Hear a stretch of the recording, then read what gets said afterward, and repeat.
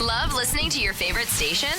Start getting rewarded for the things you already do, like streaming your favorite radio station online. It's easy. Go to cbslocalrewards.com, sign up, and start earning points for listening to your favorite online CBS radio stations, reading articles, and viewing photo galleries on your local CBS website. Redeem your points for great prizes and gift cards from stores like Nike, Best Buy, and Amazon. Sign up today at cbslocalrewards.com. That's cbslocalrewards.com.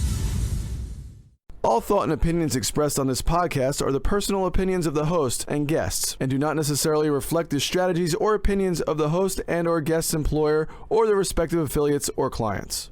Welcome to Content Convergence with Steve Rubel, a weekly in-depth conversation with master storytellers from the worlds of marketing, media, technology, and entertainment. Each episode will unveil the secrets of those who have honed the art and the science of how to break through in a world where our sources of information are now converged. This is Content Convergence with Steve Rubel. Welcome to the Content Convergence podcast. I'm Steve Rubel, Chief Content Strategist for Edelman. Each week, we unpack the secrets of what it takes to get heard in a noisy world. And I have a great guest today, somebody who I've gotten to know over the last year or so, and he is Paul Quigley. Paul Quigley is NewsWhip's co-founder and CEO. And if you're not familiar with NewsWhip, you should be. It is a great resource that I've just become a huge fan of. And it shows you what events, people, stories that people are engaging with on social media right now. They answer the question by monitoring what is the world engaging with by really looking at news content. They look at billions of links coming out of the publisher sites, and they analyze how many Facebook shares, Twitter tweets, LinkedIn shares, Pinterest pins, etc. those links get. And that data is really valuable to marketers. It's really valuable to media companies and more. So Paul has a keen interest in the future of content distribution, and he's a frequent speaker and writer on social distribution and the changes in the media landscape, which is something we obviously cover here. And before founding NewsWhip, he practiced law. Wow. He went to law school? Holy cow, I didn't know that. Working on cases in technology, energy, finance, and investment. And he started NewsWhip in 2010. Welcome to the podcast, Paul Quigley. Thank you very much, Steve. And what's great about this podcast is you can very clearly tell who's who, because you know I'm all New York in my accent, obviously. And Paul is all Dublin. And so why don't we start off, because I know you well, and I think certainly people in the media community know you well, but a lot of other folks don't know you that well yet, although that's changing. What is NewsWhip? What do you guys do? How would you describe what you are? Well, Steve, you nailed it there. At a basic level, we want to show what matters in the world today. What are the stories and events that the world is engaging with? And thanks to social networks and the fact that there's 2 to 3 billion people every day engaging with content on social networks, we can get a real-time signal, something that was never technologically possible before, of what are people talking about, what are they sharing, what are they commenting on and liking. So what our platform does is crawl all of the content, photos, videos, news articles being produced in 30 languages, and we monitor for each piece of content, how much engagement is it getting, what's the quality of that engagement, is it going up or down? So we can show what's trending today in Cincinnati politics, in a niche like biotech, or what are the most talked about stories today in Saudi Arabia. So it's a massively important signal, especially for people in media who want to choose stories that will be relevant for their audiences today, but also for communicators and marketers who want to understand those audiences better. And to be clear, you're doing that exclusively through the filter of news content. You're not necessarily looking at posts. So if I post on Facebook, I think that Donald Trump should be president of the United States, you're not, and I don't post any link, and you're looking at me funny, or if I post that Hillary Clinton, I think Hillary Clinton should be the next president of the United States, and I don't post any link, you're not really crawling that content. You're crawling content that is around specifically news links. So if I say, here's a story about Trump that's really awesome, and then you would that's then a share that you count, correct? That's a share that we count, but more and more content is being generated inside the social networks and on the platform. So when we started, we were crawling news sites, we were pulling links, and we were saying, how is this link performing? Pinging it every 5 minutes. Is it getting new comments? Is it getting new likes? And doing that simultaneously with millions of links. But now you've got Facebook posts being posted by brands, by public figures, native video, native photos on Facebook. And while a lot of that is private, and we won't be able to get the data if your account settings are set to private, if it's public and you're posting objects and they're getting interaction, we want to know about that, because increasingly that's where people are sharing information and passing on stories. But you started originally just with a focus on news, because I know there's other folks out there like Radiant 6 and Sysomos that kind of do social media monitoring, and but your focus as a technology platform was content. Is content, news and content, not content driven. Okay, and so your core customers are media companies. That was kind of your first group. Brands, I assume directly in-house, and then agencies and consultants are using that. Is that accurate? That's accurate. Okay, government, I would think, would be using it too. We have the. You don't have to name the government. You don't have to say it could be the.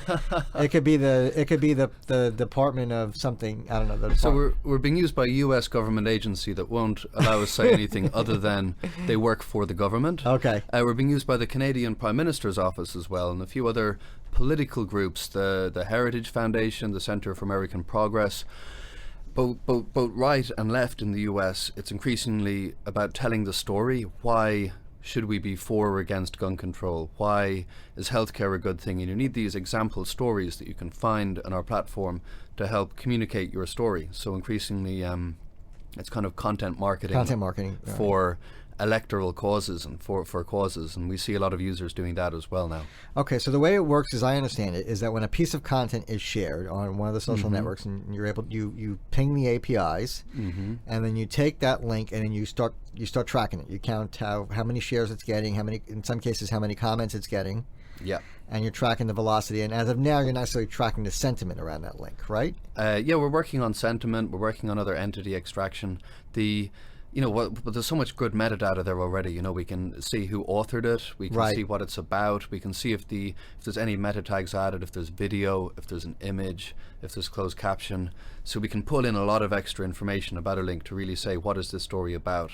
And that way we can cluster it with other things, other with likes. So the way we're using it within Edelman is, and I've just fallen in love with this product over the last year, is that we use it in a couple ways. We use it to kind of see what's trending in a given topic area. So we start, let's say we're for a food company, we want to see kind of what the most shared news stories are today around food, and we're trying to think about how our clients, where relevant, should be part of that conversation.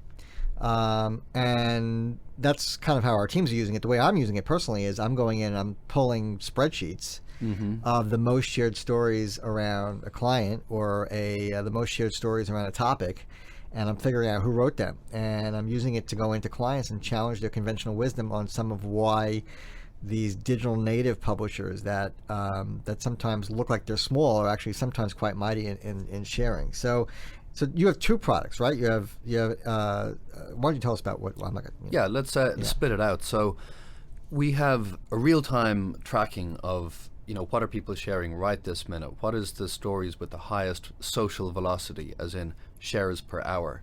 So that spike, that's a dashboard that journalists are logging into, communications professionals are logging into, and they're seeing which stories and events are taking place in real time. Then we've got insights, and that's where we're storing all of our historical data. So we're building a very big, rich historical data set of which stories, writers, topics are getting the most interaction.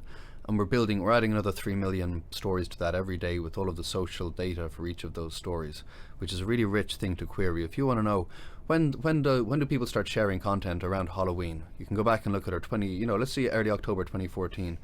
What stories about Halloween get shared? I mean, that's a very for a brand, that's a pretty friendly kind of holiday. But also for a media company, like if you're starting to plan what your package is going to be, and you're the Huffington Post, I would imagine or your CBS Radio, you're going to be looking at that. And honestly, some of the types of stories, or even almost headlines that got shared last year, will probably get shared again this year.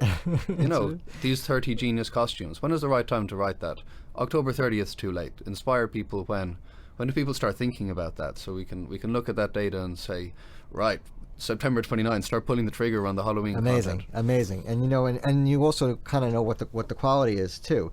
So how did you and you're the co-founder of the company, right? So, Yeah. Nothing to diss the legal profession. Certainly a very good livelihood. Difficult livelihood in the beginning, I'm sure. What prompted this idea? Because you've been around. What you said 2010. So you've been doing this now for 5 years. That's early. So, I mean, I think people are just waking up now to the idea that news content is an incredible proxy of data, just for the entire web. So, how did you get the vision? You just wake up one day and lightning struck, and you and your co-founder said, "Let's do this." You've heard of pivoting, right? Yeah. Okay. Of course. Yes. So, originally, back in the late 2000s, I was practicing litigation, enjoying it. It was satisfying work, but I was increasingly interested in the new online-only publishers that were emerging, the Gawkers, the Huffington Post. And I saw how moribund European publishers seem to be in comparison. If you looked at the top publishers in the US, there was none of these new, or in the UK or France or Ireland, there was none of these new digital native guys. They're all there now. The Huffington Post, BuzzFeed have moved over. Well, the American companies, are there local companies too? Some spin-outs from some of the big UK media companies. I've seen a some, few. but not on the same degree. And I said, look, there's an opportunity here, and originally moved over to do that. So I quit the law, packed up my bags, moved back to Ireland, and said, from Ireland and the UK, we're going to launch Gawker meets Huffington Post. Oh, so you wanted to actually create one of these? Oh, I didn't know that. Okay, wow. But within months, I realized how heartbreaking and difficult it is to create content. And also, if you're just writing stories, and the BBC covers the same story, the Irish Times covers the same story, why do you deserve the eyeballs? Right. And I didn't even always think we did deserve the eyeballs. We really do the very best job of that story. So I got more interested in saying, let's see where the most interesting version of this story is. Instead of producing more stuff for an internet that's increasingly full of stuff, the most interesting companies find a way of filtering and saying, here's what's important. And at the time, all those share buttons had started appearing on every site. And I saw how fascinated the freelancers who were working with me were with those. It was this instant feedback loop of which stories are getting engagement, like instant gratification. And you could log on to any news site and see how each of the stories were doing with these counters next to each story. And we take them for granted now. That was a new thing then. And I said, well, look, let us do this for the whole internet. I want to know, if I pull in all content being produced in Ireland and say, what's been getting shared the fastest, what are the biggest stories? And that's kind of how the idea was born. I wanted to say, stop being a producer of more stuff and instead find the best. And your co-founders, I assume, were engineers and technologists. Exactly. So I couldn't build this. I was able to ping the Facebook API. I found an obscure news article, liked it, and then instantly queried the Facebook API to see if my new like had appeared, and it had. It updated so quickly, and with that I realized we could do social velocity pretty much in real time for a lot of stories simultaneously. I couldn't build that, so I over dinner pitched the idea to a friend who I'd met back in Dublin, startup was also focused on the Irish market. It was kind of struggling, and he said, okay, let's build a prototype. And it's been and your first customers were media companies. Yeah. Right. So we put up a free version, just NewsWhip.com, this free app. And there's still a consumer there. site that you can go track all that. And there's even I think even an iOS app you can download. There's an iOS app, but what happened was we realized we weren't getting mass consumer adoption. What we were getting was all of the journalists on there every day, and they were emailing us and saying, can you give this to us more in real time, with more granularity? Can we get this faster? So we said, okay, well, look, it looks like we've got a service here. So, would you be willing to pay for this? Generally, journalists' instinct is to say no, but we on the other hand, if they start using it and start quoting you start quoting the data, then there's like an inherent right. It's an interesting chicken and egg situation. And now you're obviously selling to brands and marketers and agencies, and so and that's a bigger addressable market. It's a bigger addressable market, but our backbone is still very much in news, and we're very much still planted in news. We're building the product, so we'll get more use from communicators, from marketers. But I love that we're helping newsrooms and journalists adopt to the era of too much information and helping them filter and helping quality news stories get told. And you also have a product that's actually relatively low cost as well, right? So Spike is actually, if you want to actually try, it's free. It's free to try. It's for users are generally paying about $100 per month to access. But that's very reasonable. Our pricing isn't up there like the enterprise kind of things. Also, we're selling to news companies who historically don't have a lot of budget for these tools, so we needed to pitch it at a level where they can buy in. So it's very affordable to kind of get started and start playing with at least one of the products. I mean, the Insights product is more expensive, but I also think those cases the use cases there are different. And you've also, the other thing I've noticed you've been doing is, and this is how I got to know you, is, I don't know, a year ago, 2 years ago, I started reading your blog. And on your blog, like every month, people like want to know, people, I go in and talk about NewsWhip to clients and they think like, wow, like, how do you know so much? I'm like, I know nothing. I'm like, I come in and because I read your blog. And so on the NewsWhip blog, every month, you're publishing like these charts that show the most tweeted publishers, the most Facebook shares, and you're posting these kind of really rich insights about the platforms at a high level. So talk about kind of like how your blog has been your content marketing strategy, and I don't know if it necessarily started out that way, if it was just you guys starting to share your information, has been a part of your success as a company. Well, to date, all of the sales we've made, it's all been inbound. It's all been people learning about us, contacting us, starting trials, and you get a lot of media coverage too. A lot of people write about your data, and a lot of people write about our data. And we decided early on, rather than be too marketing-ish, we would create really good quality content ourselves using our data. So we said, look, we're going to be the guys in the white coats. We're going to look at what's going on in media. We're going to stand back. We're going to pull the data. We're going to look at the best practices. We're going to record all of that and tell that story. And we've got a great man for the job, Liam, our head of communications. So he came aboard initially on an internship and very quickly proved he could do a lot more than that. And don't you just love people who are scrappy and just like come up with ideas? I love those. It's fantastic. I love those kind of people. I used to be one of those people. Not anymore. No, I am to a degree, but not as much as I used to be. You've got a multimedia empire. I mean, my scrappiness is like, these NewsWhip guys, we got to be working with them, and please figure out how we pay for it. So what Liam recognized as well is that we need to not be too marketing. We treat our data and the truth as sacrosanct. We're not publishing anything we don't believe or that isn't true, even if it ruffles some feathers. Sometimes the most shared publishers might raise a few eyebrows, but that's what we've got from our data, and that's what we're going to be sharing. Now, I also recall there was once where you published some Facebook data that was a little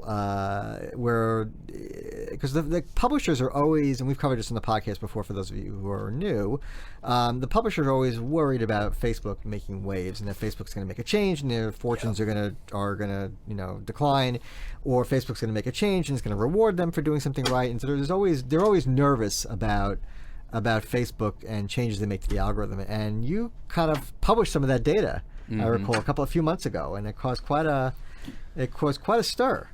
I mean, sometimes when you see a major publisher not in the top, you see, say, Playbuzz up on top, which might have caused a bit of a stir for people earlier this year. Right. It's like, wait, who are these guys? That was the reaction. And what are they for a lot of doing people right? in media, Yeah. and what are they doing here on top? And Upworthy was another one, and Upworthy, and the International or Independent Journal Review. Yes, for a conservative while. publication. So it is fair to say that Facebook does make changes to its algorithm, and they acknowledge that, and that does cause some ups and downs. You see, Viral Nova was much bigger at one point than it is now. People just they sold for hundreds of millions of dollars or whatever it was. Yeah. There's I think it does cause some excitement, but we're very transparent about how we gather the data. It's all content each publisher produces from midnight on the first day of the month, the 31st or 28th, whatever it is, of the last day of the month, and 3 days after the end of that month, we run the data. We see how much interaction that all of this content get, and that this favors some things like evergreen content. If you've got something that's 2 years old, that's not what we're measuring in those monthly rankings, but it does favor the real time, and it does show who's getting the biggest bump and whose content is getting the most real time interaction each month. So let's talk about use cases. Let's start with the media. How are they using either Spike or Insights or both? Yeah, so starting with Spike, which is what most journalists use. And that's the real-time tool. That's the real-time tool. So say, Holly Moore is an editor at USA Today. When she's on her way to work, she's getting the email alert, which comes from Spike, which shows what are the top stories in the US this morning, which ones are getting the most interaction, top stories in US politics, in business, and different verticals. So when she goes into the editorial meeting, they already know for their own content, for their competition, for across the media ecosystem, which are the big stories so far today, as voted by what people are sharing and tweeting and talking about. And then that's able to have a big input to how they set the editorial agenda for the day. So, and I know that they must be struggling with this notion of like giving people their vegetables versus giving people just being part of the junk food train at times. It must be very difficult to balance what the zeitgeist is saying you should be part of versus what you think is that's the way the world is. Yeah, and that's where we again put on our white coats and we say we're going to give you the data, but you're going to lose your audience if you don't keep your editorial identity and your quality. Right. And the data is going to help you, I think, engage better with your audience if it's used the right way. Because I think increasingly the audience, they're going to trust editors and journalists to be filters, to provide them with the stuff that they should know each day. And if you know which stories are getting interaction and getting talked about, you're going to be able to do that better.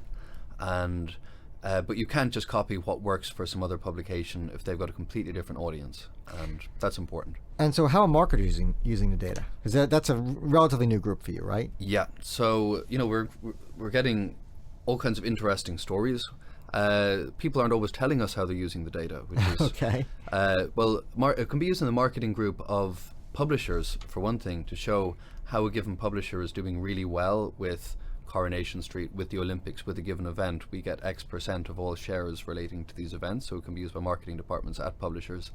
For marketers themselves, say if you're in the marketing group of a credit card company and you want to really be on top of the cashless future, on top of payment security, on top of financial inclusion, which is a big, say, theme in India, you're going to be able to monitor all of the stories and events getting major traction in those each day, and that's going to make you more informed about what blogs, posts you should be producing. Yeah, so it's informed content strategy. Yeah, it's full content, it's content strategy all the way. And there's also, in a more real-time communications usage as well. For example, if we learned one story recently of a client of a big communications agency, and the client had been kind of bad-mouthed in the media, and they were like, okay, let's go to war here. This isn't true what they've written about us. But then they were able to see in our platform that the story was getting no traction. No one picked it up. It wasn't going anywhere. So in that case, there's no signal, and we know there's no signal, so we can disregard it. So you're able to see which stories are getting big and aren't, and that can inform both taking action and not taking action. So, great. Okay. So I want to talk a little bit more about kind of big data, which is, big topic and big word. You have on your site that you say that Spike, your real-time tool, which is relatively affordable to launch into and start using it, in the hundreds of dollars a month, accurately predicts over 79% of viral stories gathered in the first hour of publications. Yep. So first of all, unpack that for me and tell me kind of what that means, and then second, what kinds of stories, just broadly, do you see getting shared? Because some of the things that I see when I go through your data are fascinating. Like looking at lists, I noticed that no one uses even numbers. It's like 20, the 22 things, the 29 things, the 19 things you need to know. No one does the 25. I would do the 25 things, the 50 things, the 10 things, and or I would do that. So I've noticed there's little. And I also just noticed a lot of weird news gets shared, like crazy stories. Yeah, like nutty stories. So tell me about those two things.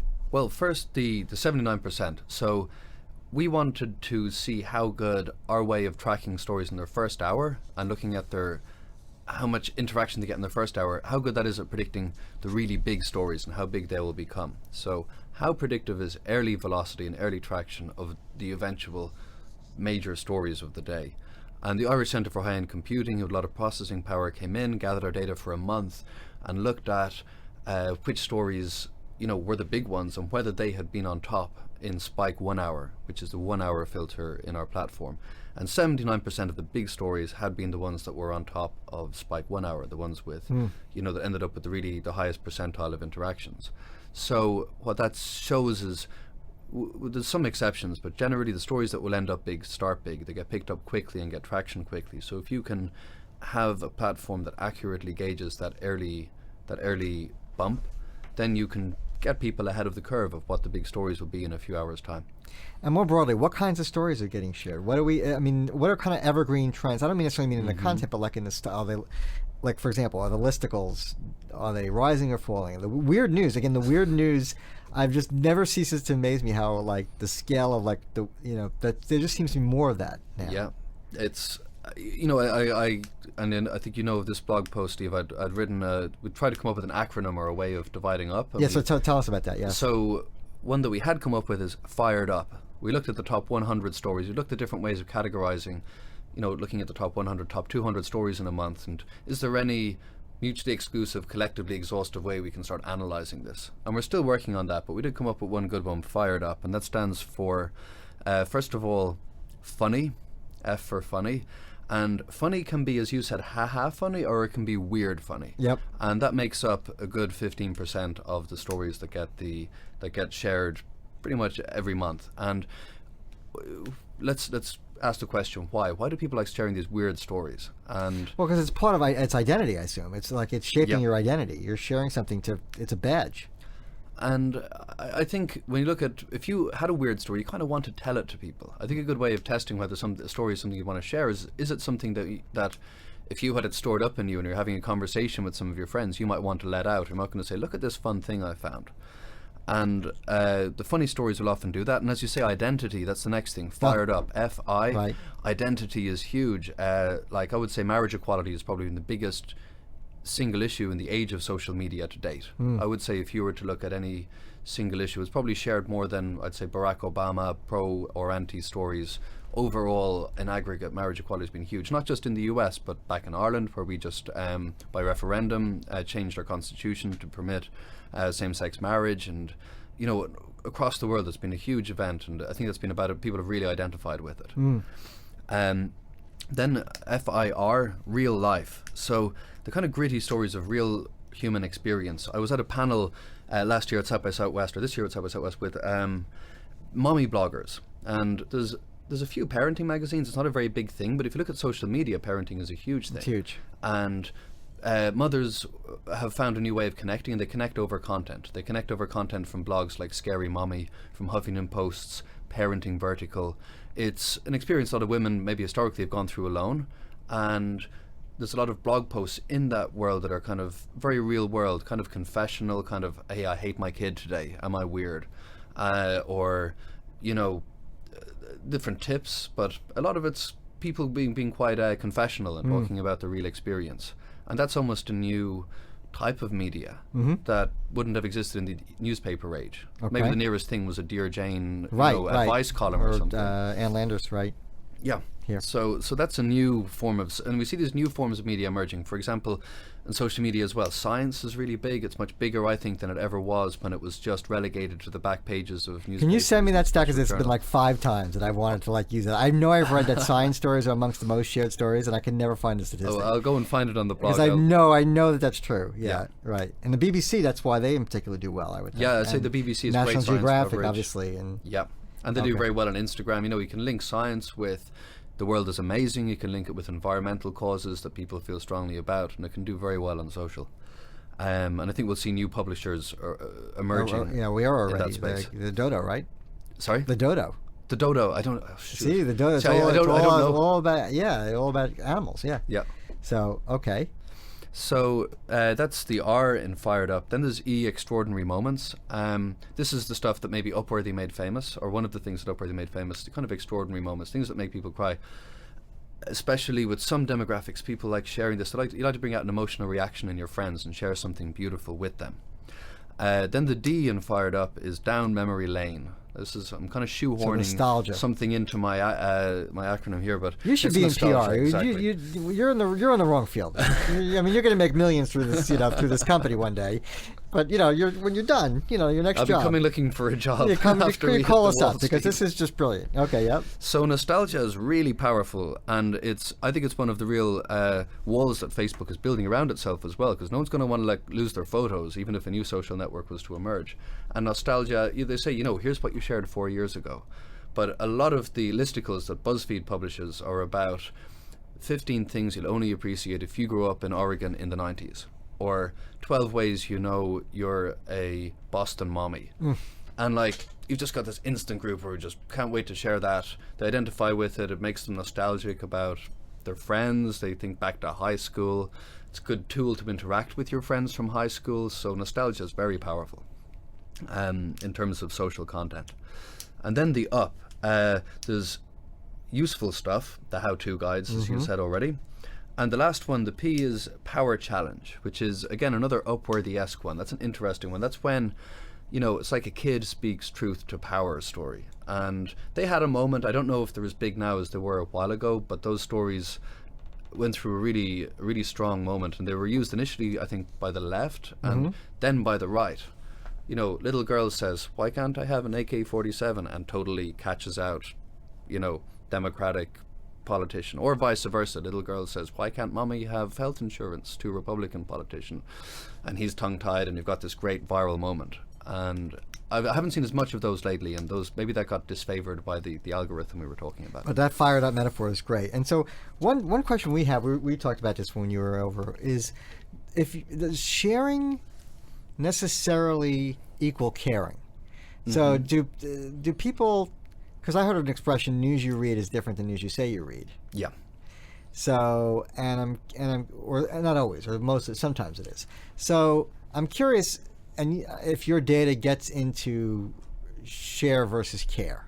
Yeah, I think share and care have a pretty tight relationship. Share and read have a reasonably tight relationship, but sometimes a story is just a headline, and especially on Twitter, if, you know, plane explodes, car crashes, sometimes those can get shared occasionally without having to be read, because the story is the headline.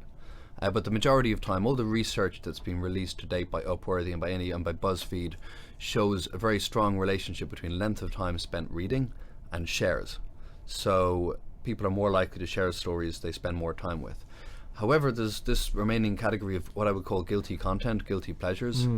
Like, there's a lot of sites out there with share buttons on the sides of stories that no one is ever going to share, because they don't want their former colleagues, their high school friends, or it comes back to that identity aspect, yeah. Yeah, it's, you know, you don't want to be associated with there's interesting facts out there that you want to read, but you don't want to share. And so your focus is exclusively social media, right? In terms of like I'm running through all of the new things we're building, but pretty much when it comes to figuring out what's getting traction versus what isn't, our focus is on social media. But you've also taken an eye, I noticed, on your blog to search. So because Google released a tool or an update to Google Trends that allows you to now track in real time what's being searched for. Yeah. So, and you wrote up, explain, you said there's a difference, and there's some similarities between kind of like what gets shared versus what gets searched for. Because search is a very private thing. Yeah, search is the private thing. So it's very interesting, and we're going to keep monitoring, and we've been talking to the guys at the new Google News Lab about this, and maybe this can be a new signal for us to bring in. What we saw when we say, let's look at 24 hours of data, the stories that were searched for seem to actually be personality driven and celebrity driven. Like, a personality appears in the news and people start Googling their name, I think is a big phenomenon. If you were to look at the very top of the pyramid of the share of the search for stories, that's what it will be. But, you know, if something embarrassing happens to a celebrity and you Google the celebrity's name, you know, absent-mindedly read their Wikipedia or a story, that mightn't be the kind of thing that you're going to share. And the sharing stories seem to be less personality-driven. Actually, the top stories had more of the politics and hard stuff and less of the personality stuff than the stuff that was being searched for. Maybe people are interested in people, but they don't always want to admit how interested in people they are. So, and another platform you've had your eye on recently, because you have new data, is Instagram. Yep. So, and so tell us kind of what you're learning about Instagram and the community there, because it never ceases to amaze me how the comments are all open and that anyone can just comment. I mean, Pete Souza from the White House published, I think I said this on a prior show, publishes these beautiful photos of Obama, and the comments are like, some of them are like nice photo, and some of them are like the craziest of crazy, and they're like there on the President of the United States like Instagram, and I feel bad because they're just nuts.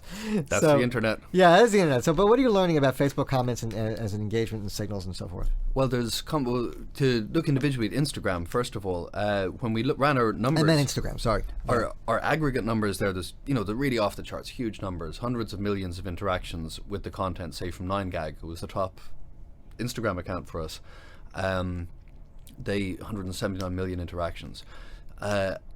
Now those, first of all, one of the things that's easy to interact there, you double tap a picture, you've liked it.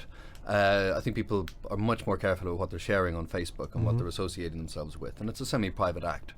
But there's a huge amount of interaction happening there, a good deal of virality. People are tagging other people in the comments, and that's how things kind of get spread around on Instagram. If you're not following, you might get tagged in a comment on something which says, and that happens on Facebook a lot as well, which says, here's something you'll be interested in. It's a shorthand way of sharing.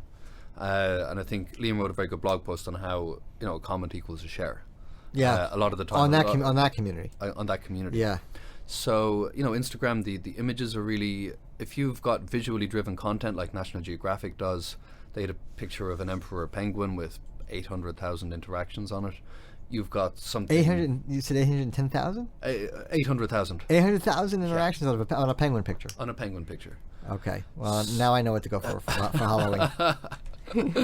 Oh, everyone will love you. Everyone will love you. Okay. You might go viral. The Linux folks will really love me. So it really suits some brands now. Instagram, you're not sharing external links. You're sharing pictures and video there, but there's a great deal of audience, and publishers are paying attention and starting to earn audience there, and maybe they can do more with that over time. So we're running out of time.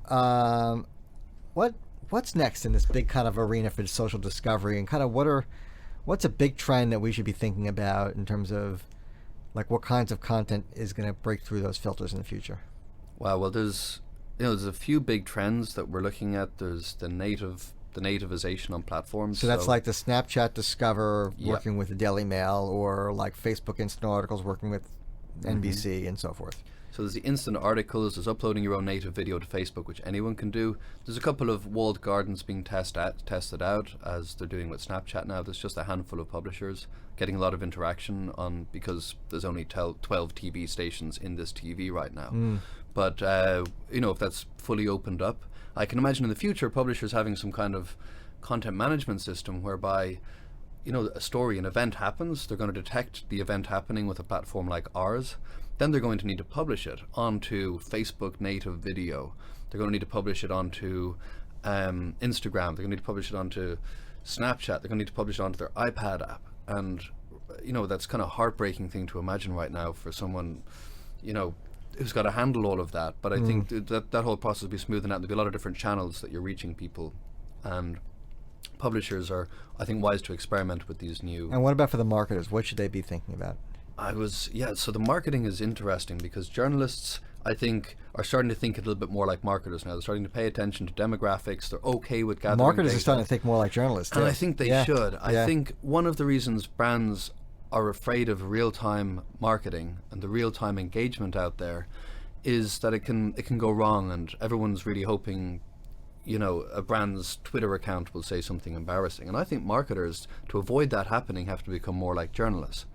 And in that sense, I think there's only so much you can do by trying to adopt the BuzzFeed/Gawker voice and be the knowing, smart, some Twitter accounts of some of the big brands. You can't be the class clown if you're the valedictorian. It's hard to do that, right? Yeah, and if you're doing B2B marketing or something like that, or semi-B2B marketing, you're going to need to adapt different identity. And I think, like as Liam showed, if you publish reliable data, make a useful blog, as we've done at NewsWhip, you can market yourself very effectively. Yeah. And I think the ethics and standards that are in the journalistic profession that historically haven't really been as much a part of marketing.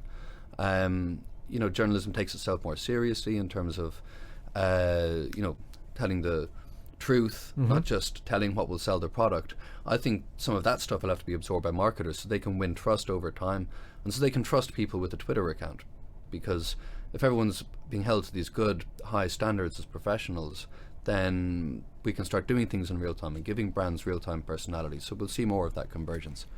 Last question. Where do people go to get a free trial of Spike? Oh, great question, Steve. Oh, look, I'm in PR. I know how to pay it off. So did I say I'm from NewsWhip? We have a website, newswhip.com. Right. And if you Google NewsWhip Spike, you'll find yourself very quickly to a very rewarding free trial. And I recommend anyone who does try it out, if we email and say, would you like a free demo, take the demo. Because you can do so much. You learn a lot. Absolutely. Paul Quigley, thanks for being on Content Convergence. Thank you, Steve.